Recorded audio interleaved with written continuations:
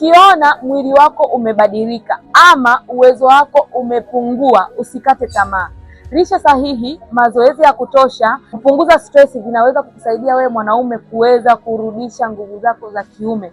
Ukizingatia hivi vitu vinaweza kukusaidia kabisa. Trust me. Changamoto ya upungufu wa nguvu za kiume imekuwa ikawatesa wanaume wengi tu, sio wewe peke yako.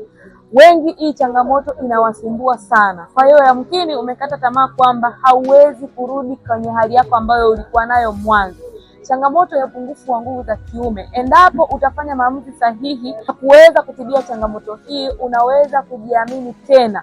Usikate tamaa. Kama unapitia changamoto hii, hakikisha unazingatia lishe sahihi, punguza vyakula vya mafuta mengi, punguza vyakula vyenye chumvi nyingi. Hii itakusaidia, lakini kumbuka, hii sio tiba ya moja kwa moja. Yawezekana ni wewe mwanaume ambaye umeathirika kwa kiwango kikubwa sana.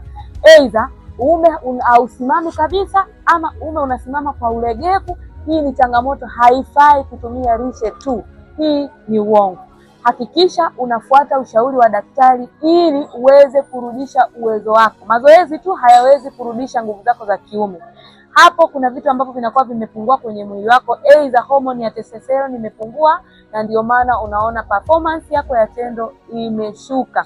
Kama ni wewe mwanaume ambaye unapitia changamoto hii kwa muda mrefu na unajua kabisa unateseka kimya kimya, haujaweza kuchukua hatua yoyote, basi leo niko hapa kwa ajili ya kukusaidia. Nina package ambayo itakusaidia ndani ya siku 30 utaweza kurudisha nguvu zako za kiume.